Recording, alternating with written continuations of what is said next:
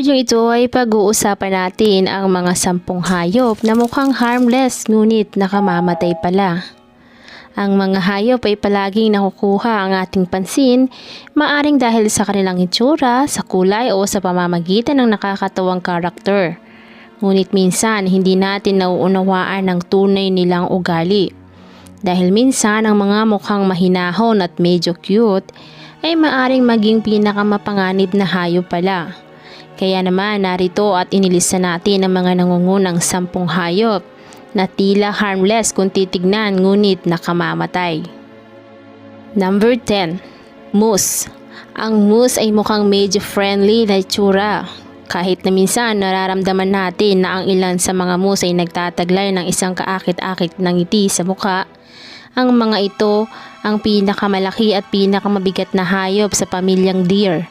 Ang moose o elk ay nakakakuha ng malawak na kaakit-akit na mga antena para sa mga lalaki. Karaniwan silang naninirahan sa mga temperate na rehiyon. Sa kasulukuyan, ang karamihan sa kanila ay nakikita sa mga rehiyon ng Canada, Russia at Alaska. Mas mabuting panatilihin ang distansya natin sa kanila. Ito ay dahil bagaman hindi sila agresibo sa mga tao. Ang moose ay maaring maging mapanganib kapag sila ay takot, at ang pinakamahalagang parte ay sa kumpara sa mga oso at lobo, mas maraming tao ang kaya nilang atakihin. Ang presensya rin ng aso ay kaya ding gawing bayolente ang mga moose. Number 9. Wolverine. Ang wolverine ay fuzzy at maganda ang itsura. Ang unang tingin sa mga ito ay magbibigay ng isang kalmado na itsura lamang. Natagpuan ang malaking bilang nila sa Northern Canada at Alaska. Samantala, hindi sila kasing cute ng itsura nila. Ang muscular carnivore na may magagandang balahibo ay may agresibong whistle at malakas na kuko. May kakayahan silang atakihin ang malaking mga organismo kabilang ang mga tao. Ang kanilang mga panga at matalim na mga kuko ay tumutulong sa kanila na mabilis mabiktima ang kanilang mga biktima. Nakakakuha sila ng isang malawak na hanay ng mga biktima mula sa maliliit na squirrels at rabbits hanggang sa moose, at kahit na mga elk, aatakihin nila ang mga tao kung ipoprovoke sila.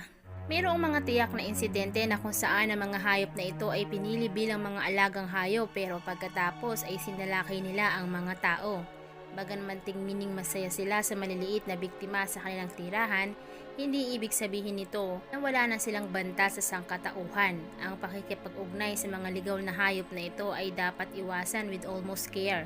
Ang pagka-inosente ng itsura mula sa makikinis na balahibo ay may kakayahang pag-atake sa iyo ng labis. Kahit na ang mga wolverines ay tila wala na sa maraming rehiyon bilang isang resulta ng ligaw na pangangaso, ito ay isang nakatagong banta pa rin para sa mga ligaw na manlalakbay at mga mahilig sa hayop.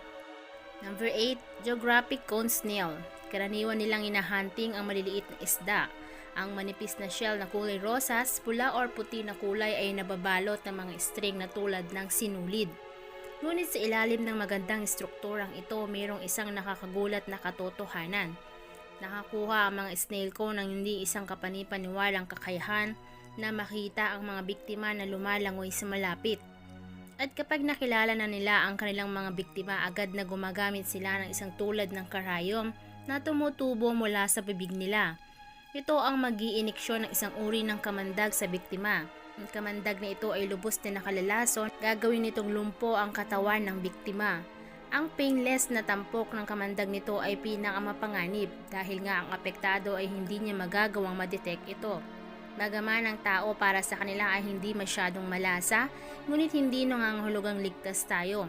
Ang mga ito ay isang banta sa mga divers. Noong 2004, nasa around 30 katao ang namatay na naiulat dahil sa mga cone snail. Ang isa sa kaunting dami ng lason ay may kakayahang pumatay sa 10 tao. Sila ay napaka-kaaya-aya sa itsura, ngunit nagtataglay ng higit sa 100 uri ng mga lason sa 6 na pulgada nitong katawan. Ang nakalalasong mixture ay tinatawag na nirvana kapal, pati na din ang pagkuha ng mga shell na may gamit ng guantes ay may mapanganib ding epekto. Sa gayon, ang mga nagniningning sa ganda ng mga snail na ito ay mukhang hindi makakapinsala, ngunit lubos na nakamamatay. Nakatira sila sa mga reef ng mga rehiyon ng Indo-Pacific. 7. Slow loris. Ang slow loris ay kaakit-akit sa kanilang malaking bilog na mata at malambot na balahibo. Ngunit mag-ingat, ito ay isa sa mga makamandag na mammal sa mundo. Ang mga siko ng slow loris ay maaring maglabas ng isang uri ng kamandag mula sa kanilang mga panig. Ang lihim na kamandag na ito kapag nahalo sa kanilang laway ay nagiging isang nakalalason na material. At sa tuwing ang hayop ay parang banta sa kanila, ilalabas nito sa bibig ang kamandag. Kalauna ng isang kagat mula sa hayop ay magiging sanhi ng kamatayan. At upang maiwasan ang mga nakalalason na kagat, ang ilang mga tao ay tinatanggal din nila ang kanilang mga ngipin. Ngunit ang pag-aalis ng mga ngipin mula sa kanila ay hindi isang paraan upang mapuksa ng ganap ang mga nakalalasong epekto nito. Nagdudulot sila ng mga anaphylactic shock sa mga tao na naglalagay din sa daan hanggang sa kamatayan. Ang magandang itsura nito ay maaring makatapos sa buhay ng mga tao sa isang kagat lamang. Itinuturing silang isang nakamamatay na hayop na may inosenteng itsura. Ang mga ito ay isang uri ng mga hayop na nocturnal na matatagpuan sa Timog Silangang Asya at sa mas malapit na rehiyon. Pang-anim, fire salamander. Ang mga magagandang itsura ng butiki na ito ay matatagpuan sa mga maburol na rehiyon at mas aktibo sa oras ng gabi. Ngunit ang maliit na butiki na ito ay nakalalason at maaring maging sanhi ng malubhang epekto. Marahil magtataka tayo kung marinig na kapag nanganganib ang butiki na ito ay maaring mag-spray ang mga ito ng mga lason. Maaring sumalakay sa gitna ng nervous system ng mga biktima. Kaya nito na ma-irritate ang mucous membrane ng biktima at pagkatapos ang buong sirkulasyon ng katawan. Ang isang malaking dosis ng lason ng mga butiki na ito ay nakapipinsala sa mga organismo. Ang pangunahing lason ay tinatawag na alkaloid sa Mandarin ay nagdudulot ng mga isyu tulad ng hypertension at convulsion sa kalamnan. Ang mga glandula na bumubuo ng lason na ito ay nasa mga lugar ng katawan ng butiki. Ang mga pagtatago sa mga butiki na ito ay nakasasama sa buhay ng tao. Ang maliliwanag na kulay ng mga butiki ay tinuturing bilang isang senyales ng babala sa iba pang mga organism na ito ay nakalalason. Mapanganib para sa mga tao na makipag-ugnay sa magandang butiki na ito.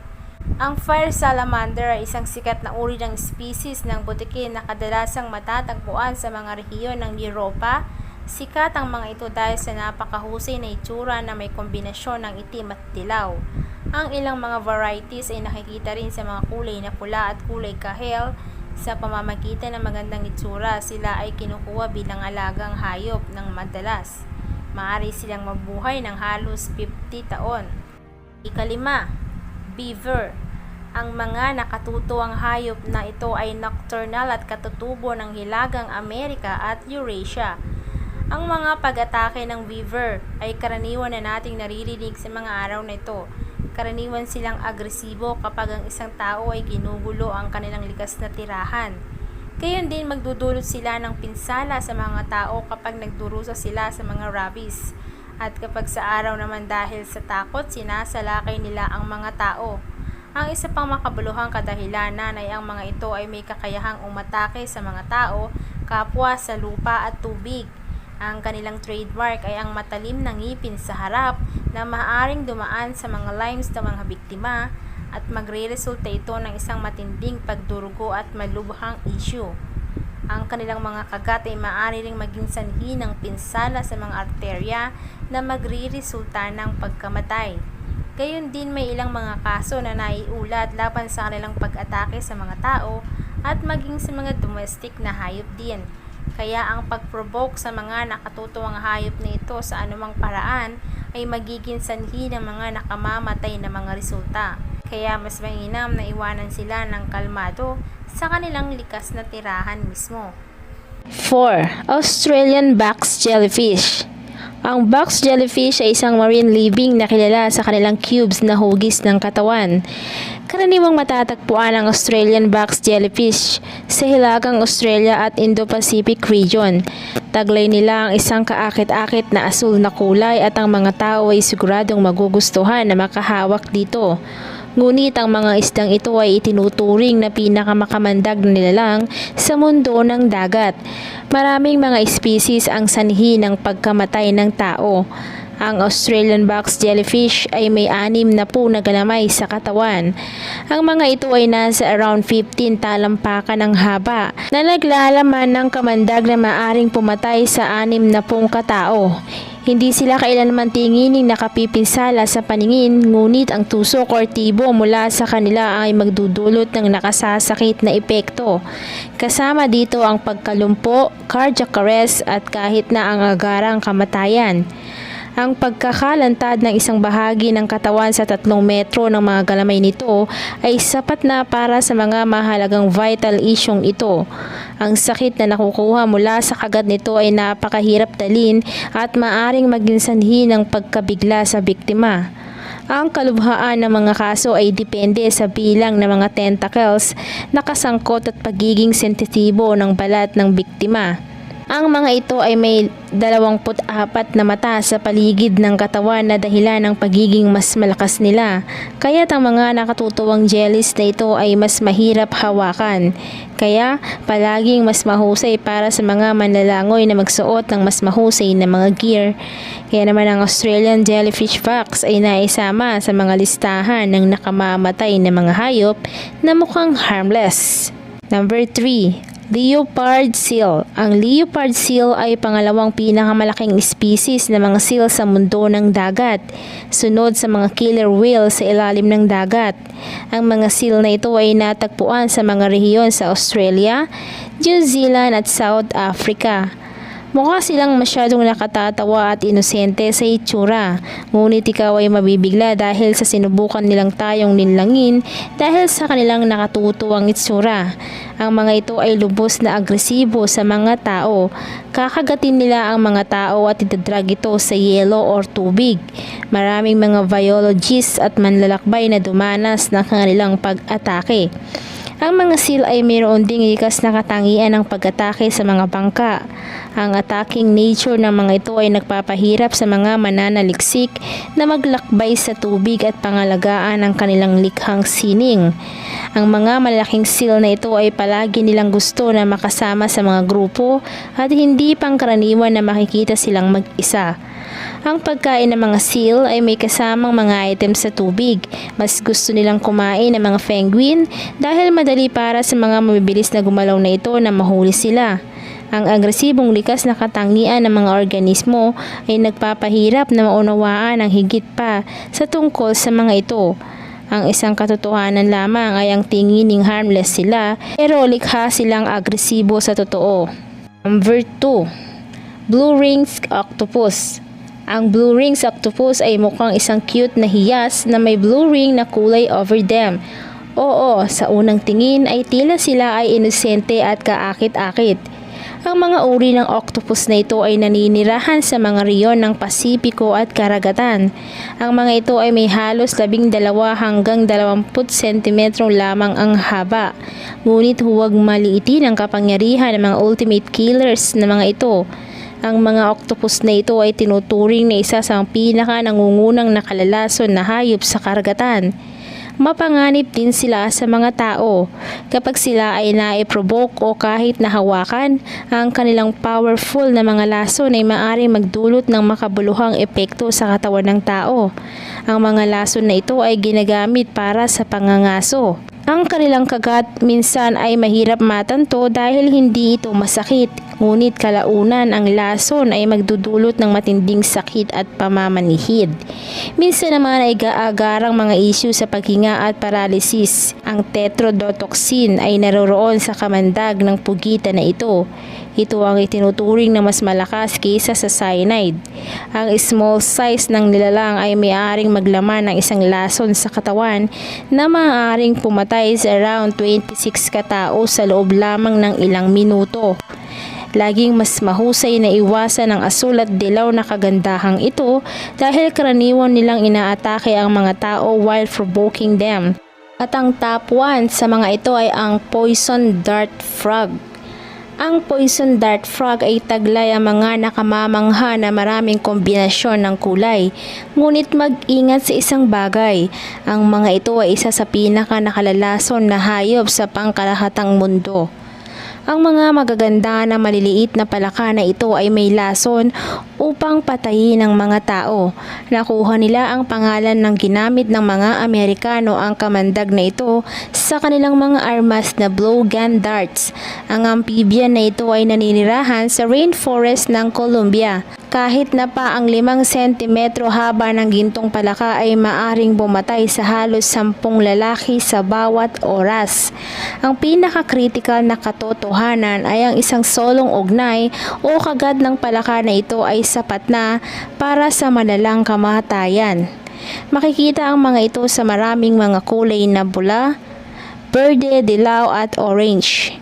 Ang lahat ng mga kulay na ito ay nagbababala sa mga mandaragit nito tungkol sa panganib.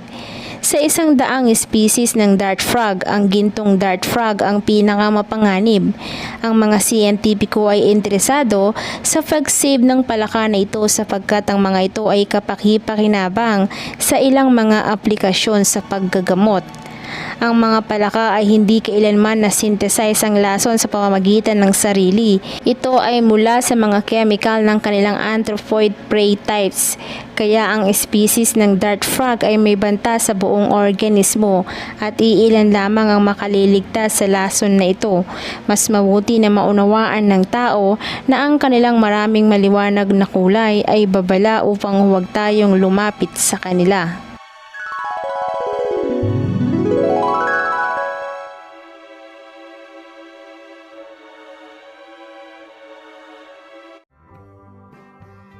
Dati ang aking buhay ay kulang sa sigla. Gandang taglay ko ay hindi nila makita. Ngunit nang ikaw ay makilala, ang beauty ko'y lililingon na. So pick and pack, shop till you drop. Sa easy shop, gagandang buhay.